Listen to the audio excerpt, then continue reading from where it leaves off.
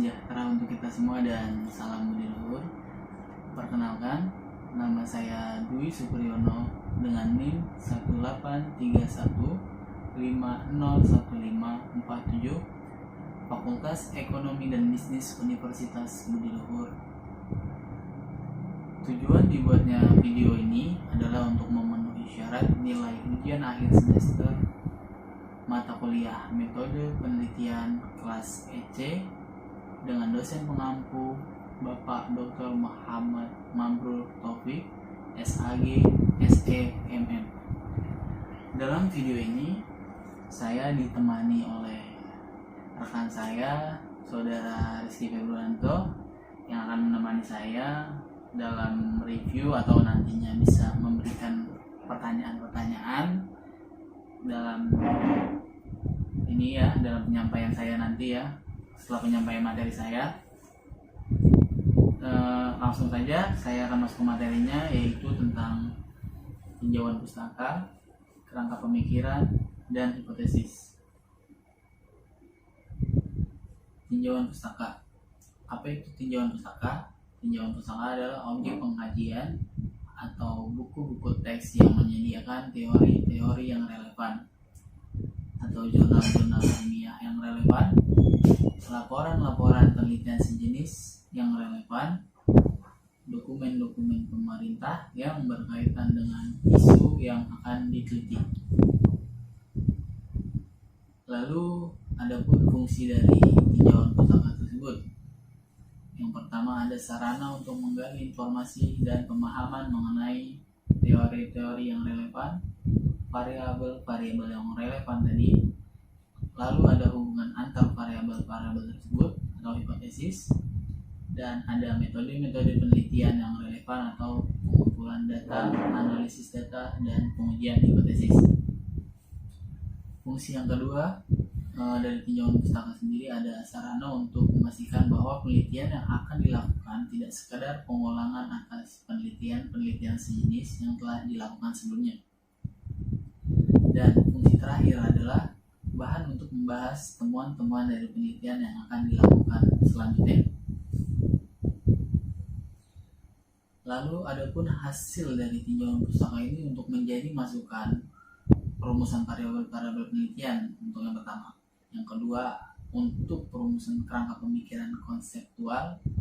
Lalu yang ketiga, untuk perumusan hipotesis. Dan yang terakhir adalah untuk perumusan metodologi penelitian. Kerangka pemikiran.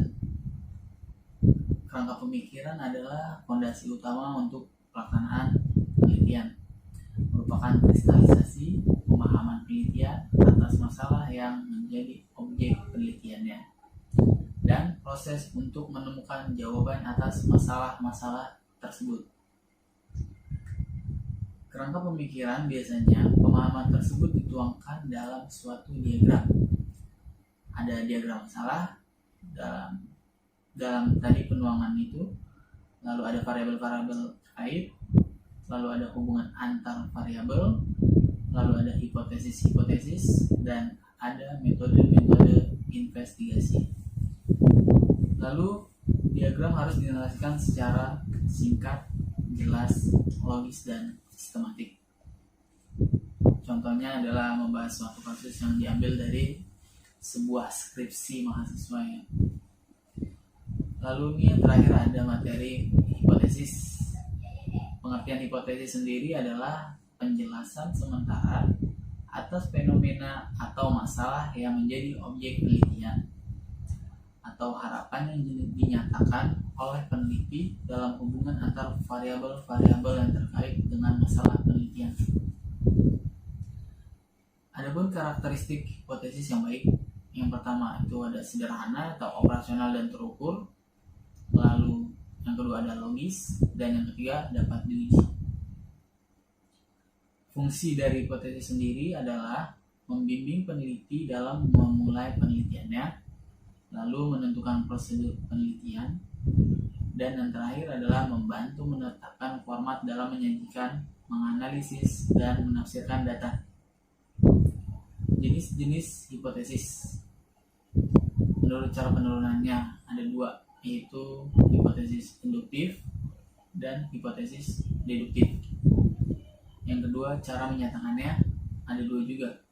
Yang pertama ada hipotesis nol atau HO, yang kedua dan ada hipotesis alternatif atau H1.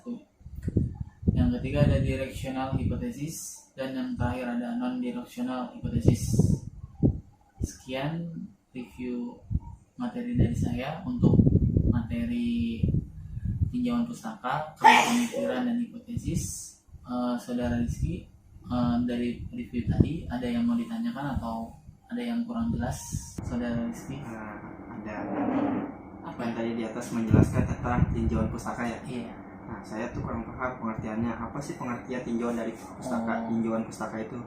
Tinjauan pustaka itu objek pengkajian atau buku-buku teks yang menyediakan teori-teori yang relevan, jurnal-jurnal ilmiah yang relevan, laporan-laporan penelitian sejenis, dan atau relevan, terus dokumen-dokumen pemerintah yang berkaitan dengan isu yang diteliti. Seperti itu kurang lebih penjelasannya. Lalu ada lagi yang mau ditanyakan? Ada. Lalu untuk fungsi-fungsi dari tinjauan pustaka itu apa aja? Ada beberapa fungsi nih di dalam tinjauan pustaka sendiri. Yang pertama itu sarana untuk menggali informasi dan pemahaman mengenai teori-teori yang relevan, kemudian variabel-variabel yang relevan tadi, terus hubungan antar variabel tersebut atau hipotesis, lalu ada metode-metode penelitian yang relevan atau pengumpulan data, analisis data, dan pengajuan hipotesis. Yang kedua tuh fungsinya ada sarana untuk memastikan bahwa penelitian yang akan dilakukan tidak sekadar pengulangan atas penelitian-penelitian sejenis yang telah dilakukan sebelumnya. Dan yang terakhir nih, fungsi dari tinjauan pustaka adalah untuk bahan membahas temuan-temuan dari penelitian yang akan dilakukan. Ada lagi? Lalu hasil dari tinjauan pustaka itu apa aja? Untuk apa? Hasil tinjauan pustaka sendiri itu untuk menjadi masukan dalam perumusan variabel-variabel penelitian, lalu untuk perumusan kerangka pemikiran konseptual, lalu untuk perumusan hipotesis, dan yang terakhir untuk perumusan metodologi penelitian. Baik, jika sudah tidak ada yang ditanyakan lagi, saya dan rekan saya undur diri. Kurang lebihnya mohon maaf, dan saya ucapkan wassalamualaikum warahmatullahi wabarakatuh.